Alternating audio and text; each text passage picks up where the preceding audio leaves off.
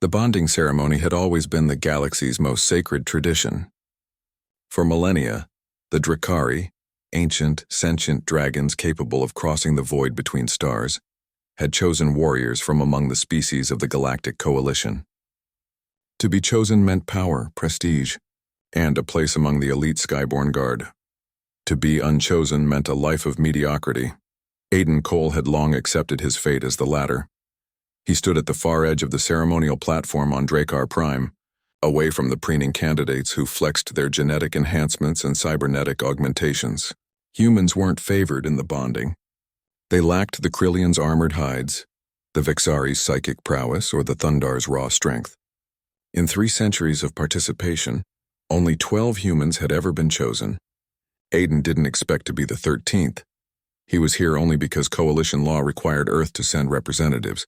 Nobody expected the mechanic from Luna Station 7 to amount to anything. The dragons descended from the crimson sky like falling stars.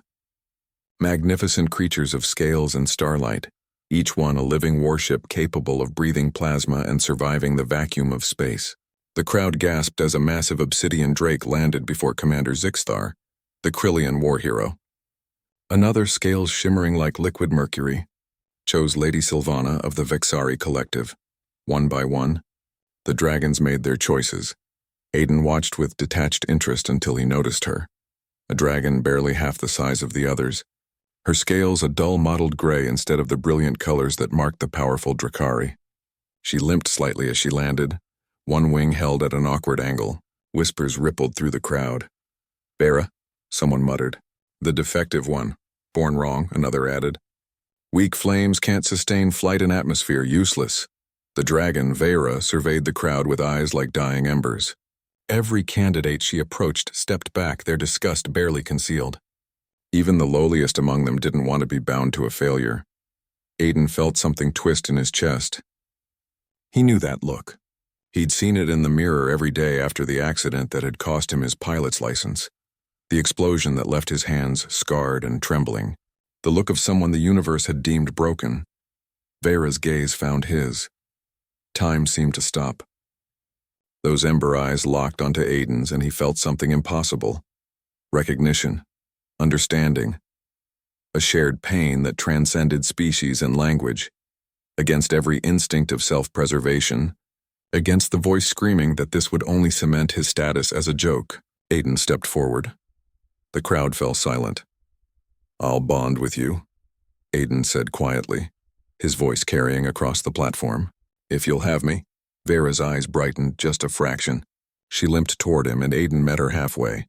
When he placed his scarred hand against her scales, warmth flooded through him, not the searing heat of dragon fire, but something gentler, understanding, acceptance.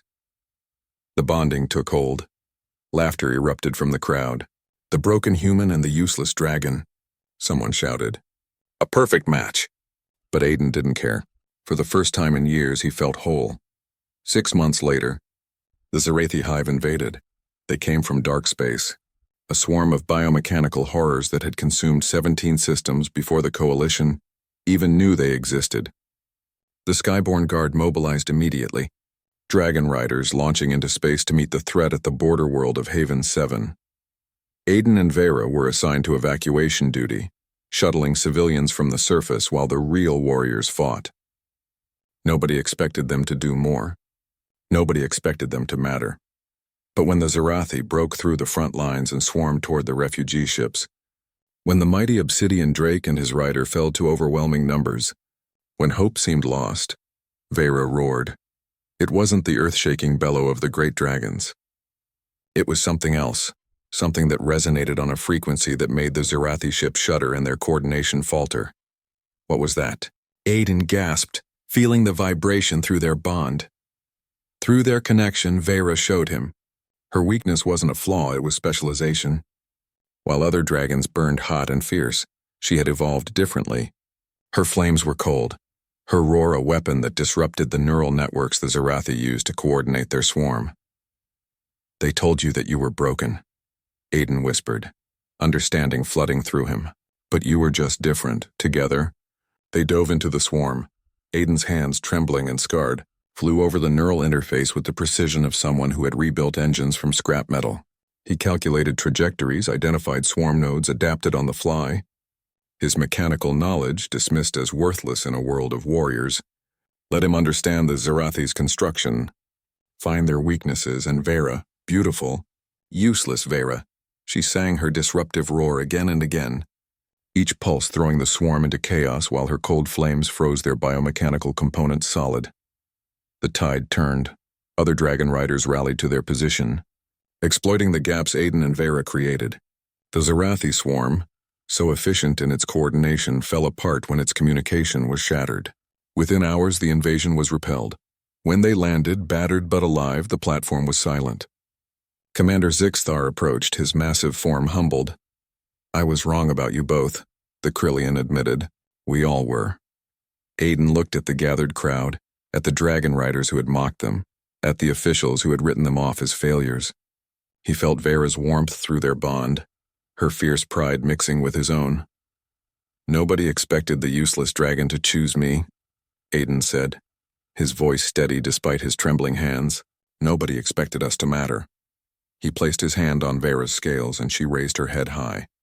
"That was their mistake, not ours." Vera roared again, and this time it sounded like triumph. The universe had called them broken. But together, they had rewritten what strength meant. Sometimes the greatest power came not from what you were supposed to be, but from embracing what you truly were. And that was something worth roaring about.